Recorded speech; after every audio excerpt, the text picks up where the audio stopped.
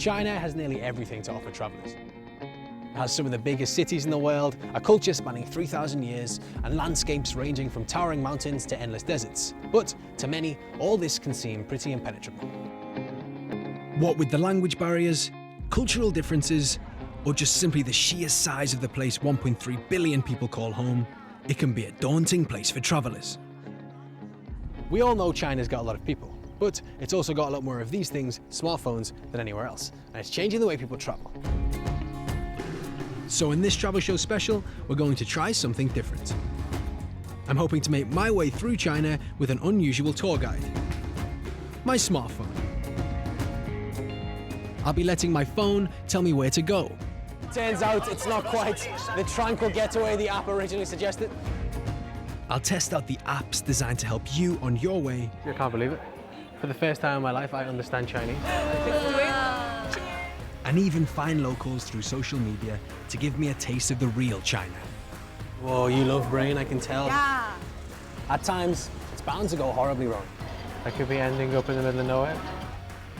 And I'm probably gonna have to use this to contact the BBC and get them to pick me up. But whatever happens, it's gonna be an adventure.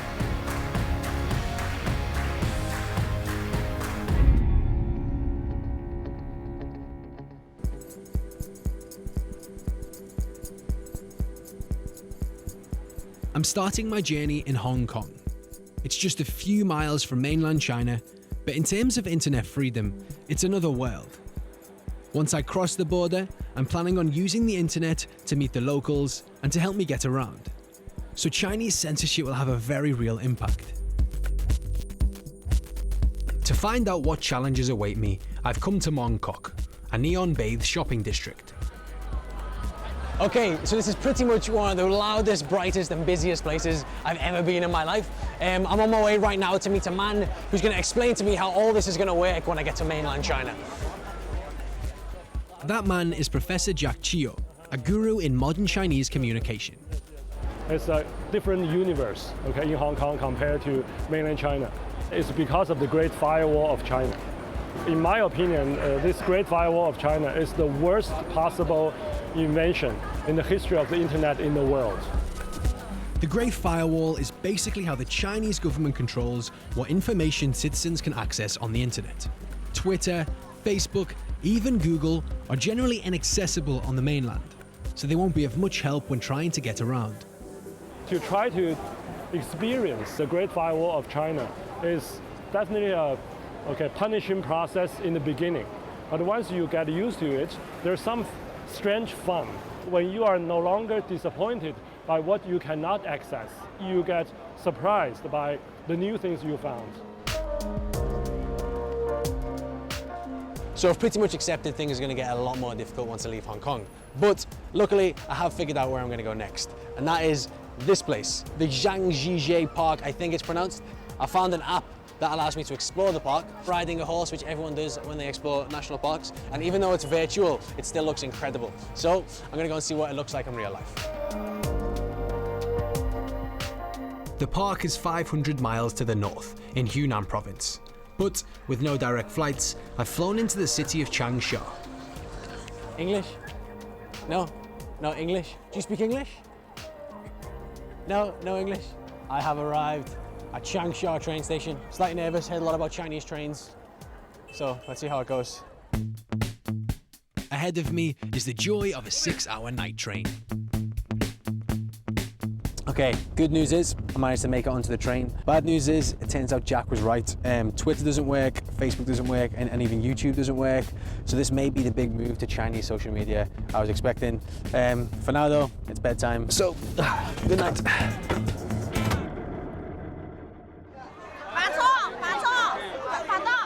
The next day, and I've made it to Zhangjiajie National Forest Park. But it seems like a lot of other people have had the exact same idea. Turns out it's not quite the tranquil getaway the app originally suggested. It's actually the complete opposite, which is completely rammed with domestic tourists. But when you take the trip to the top, it's easy to see why they come.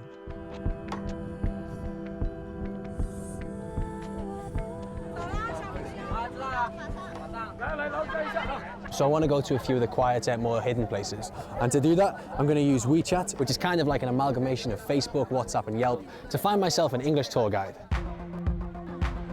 WeChat, or Weixin as it's known in China, is huge here. There are over 500 million monthly active users. As well as being used for messaging, it's full of local companies and services. It does use mobile data, so I've bought a local SIM card for the job. A few messages later, and I've managed to track down an English-speaking tour guide called Nikki. Video call, okay. Hi, Hello, Nikki. Nice to meet you. How are you doing? where are you? I'm on a path. What? I'm on a path near the Hallelujah Mountain. You stay there and I will come to find you. Okay. Yeah, WeChat works. Successfully found me a tour guide. We told Nikki that we wanted to film her arrival, but hadn't quite factored in just how quick she'd be. Oh my god! Like that? It's like that. Oh no, I did not expect you to be standing behind me. No, No, like just you are. that was very terrifying of you. Thank you for doing that. Let's go Let's to go. see the Okay. Hallelujah Mountain. Hallelujah Mountain. Okay, Very let's go. beautiful place.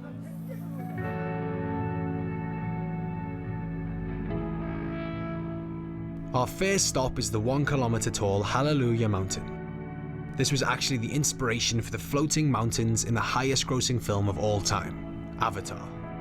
So Avatar gave you a job, in a way? Yes, maybe, perhaps. And we will go more beautiful place. But I found Nikki to help me escape the crowds. So after a few sneaky shortcuts and some lesser known paths, we finally found ourselves with a bit of peace and quiet. If you come to here by yourself, oh, this just a rock, big rock, small rock. But if you have guide, this is look like monkey, this look like a fairy maiden. It had been a successful first day in mainland China. It would have been all too easy to get lost in the huge crowds here. But thanks to the power of social media and an English-speaking guide, I'd found a tranquil corner to enjoy the landscape.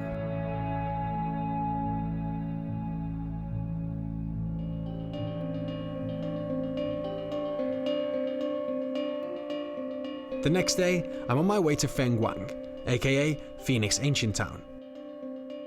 It's a beautifully preserved ancient city. Again, I'm hoping to use my smartphone to get the most out of my visit. But it's time to up the ante. This time, I don't have a tour guide to show me around this crazy place, but what I do have is some translation apps on my phone that I'm going to try to use to hold my first conversation in Chinese and find out what is good to do in this place. This is going to be interesting. I'm going to start out by trying Google Translate, an app that knows 90 different languages. And it isn't long before I found an unsuspecting guide from the Miao ethnic minority group to try it out on. Let's see how we do. So you cannot speak English? No? Okay, brilliant. That's cool. Hello. What is your name? 你叫什么名字？吴宁 Wu Ni. What is your favorite color? 红色 Red. Red, very nice. Oh, cool. That is my favorite color as well. Okay, brilliant. This is working. I like your hat very much, and it has jingles. What does your hat mean? It's changed hat to heart, which is a whole new different type of meaning. I like your heart very much. It has jingles. What does your heart mean? Basic translations can be done offline, but your phone will need to access Google servers for the admittedly slightly sketchy voice recognition function. Google's generally blocked in China, but as we'll see later in the show, the Great Firewall isn't impenetrable. How would you rate this app? Is it good? Is it bad? Should I now throw my phone into the river? 现在把我的手机带回 Yes, I got a smile. 不用扔到河里，我们合作的非常愉快，谢谢。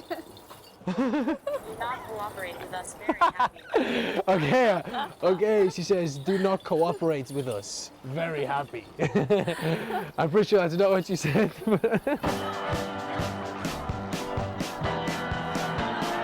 Ni hao. Ni hao. Time to try something else. High five, high five. No, she doesn't want a high five. Okay, no worries, no worries. I have an app on my phone called Weigo, which allows me in real time to translate from Chinese letters to English letters. Let's go for an easy one. Toilet. Do we have toilet? Beef ears. It just seems to be going crazy. There you go, restroom. There you go, restroom. Hygienic, all ones, life, one number. All right. Not a strong start, but actually, there did seem to be one type of translation the app excelled at. Food. So I now know they have tofu with rice, pickled radish, appetizing pickled vegetables. That's actually amazing. It's definitely good with food. It translates food very quickly, which is good because I am very hungry. My time in Yunnan province has come to an end. My smartphone's definitely made it a fun experience. I would like to buy a ticket to Tongyun. But there's no denying that the places I'd been to were a bit touristy. Now, it's time to go off the beaten track. Coming up, I visit a small village that's at the center of a social media experiment. Ni hao. And discover that authentic Sichuan cuisine isn't for the faint-hearted. Bite through the bone like it's not there, okay? Okay.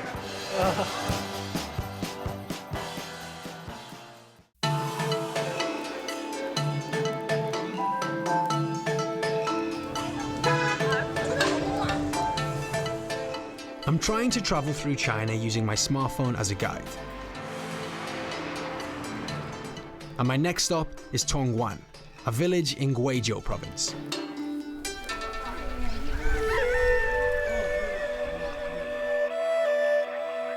I managed to stumble across this place on the internet, and despite the fact that I'm pretty much in the middle of nowhere in China, I've come here because Tongyun is the center of what is a very interesting social media experiment.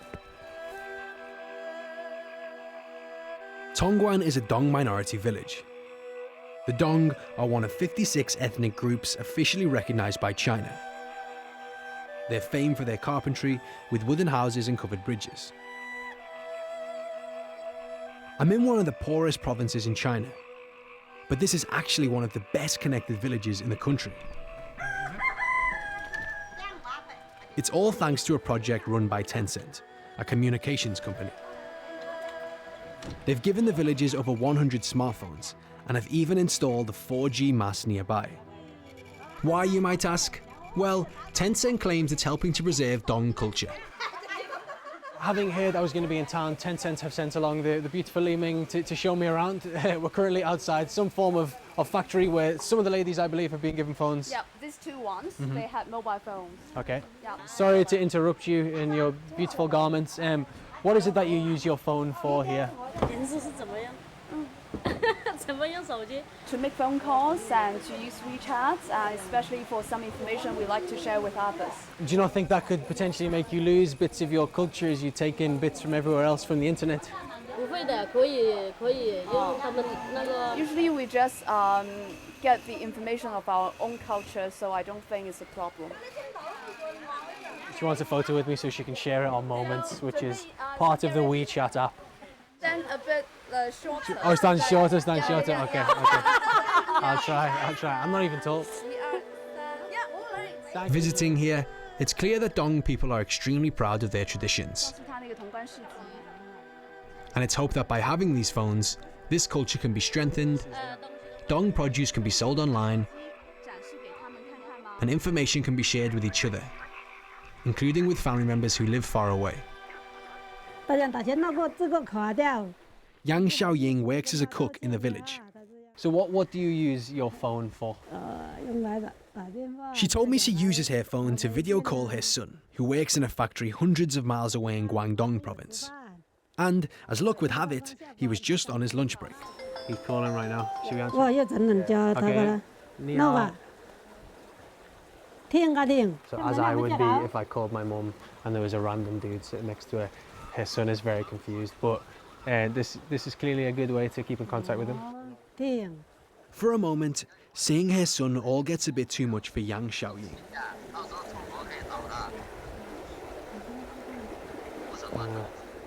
It's easy to be cynical about this project. Tencent may well have just given out these phones as a bit of a PR stunt. But it's clearly having a huge impact on the people who live here and changing the way this small village interacts with the vast country around it. Okay, I'm just going to give her a hug. Thank you. It's almost time to leave Tongyun. But before I go, I can't miss out on a chance to hear one of the songs that the Dong ethnic group is so famous for.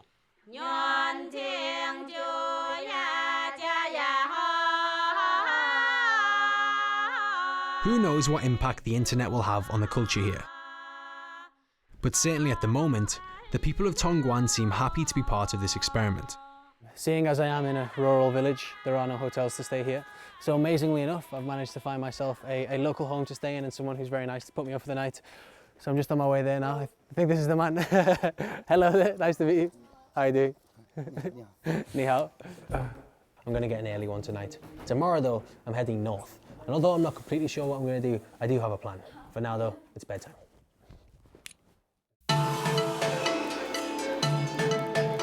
Chengdu is the capital of Sichuan province. Most tourists know this place as the place to go and see pandas. But I'm hoping to find something a bit more off the beaten path. This time, I'm using Weibo, China's answer to Twitter. And as Sichuan's famous for its food, I want to find somebody in Chengdu who can take me to some authentic Chinese cuisine.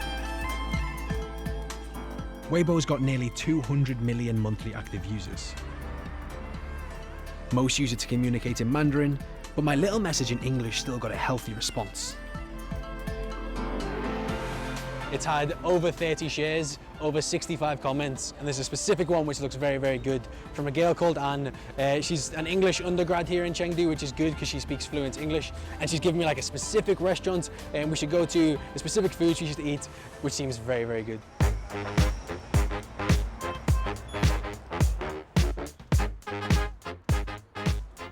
Let me see if I can pick her out to a crowd through the power of Weibo. I'd arranged to meet Anne in Chengdu's Tianfu Square, but just to make things a little harder, the local police wouldn't let us film there. Come on, Anne, before we get arrested. Oh, here she is. Here's Anne. Hi, Anne. Nice to meet you. Nice to meet you, Anne. Thank you very much. Thank you for meeting with me. Hello. Okay, can we stand here so the police don't arrest us? Anne's offered to show me some truly authentic Sichuan food. She's chosen a Chuan restaurant. Chuan is basically all kinds of meat, fruit and veg served on skewers. But there are some items on the menu that I had definitely not seen down at my local Chinese takeaway. So what is this? This is the pig's brain. Yeah. So I was thinking it may be a brain because it looks like a brain, but I was hoping it wouldn't be a brain. How do you feel when you see a brain? Because not many people eat brains. I will just think how delicious it is. Yeah. Okay, well, we are different people. Okay, let's do it. Let's eat some brain.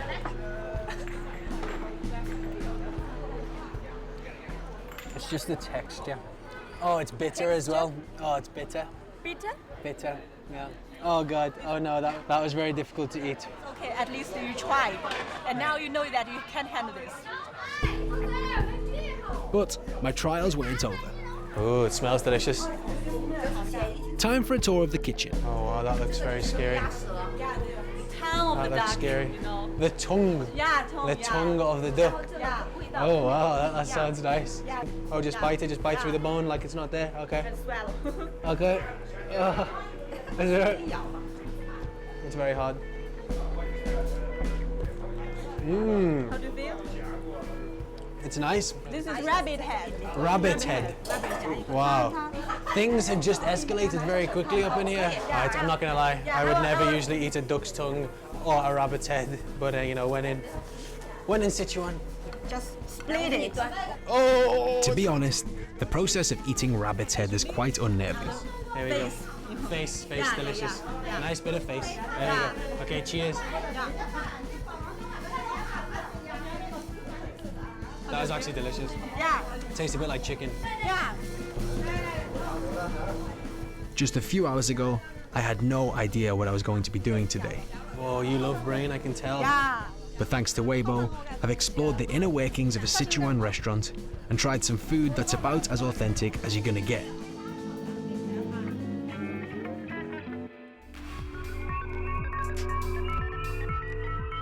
I've got one more night left on my journey. My smartphone has definitely shown me another side of China so far, but thanks to censorship, I've mostly been sticking to Chinese apps. but it's not hard to get access to something a bit more familiar. Being stuck behind the Great Firewall of China can be amazingly frustrating. But one thing you'll quickly learn is that getting around it is very easy, using something called VPNs or virtual private networks. For example, there's a blog here in Chengdu called Chengdu Living.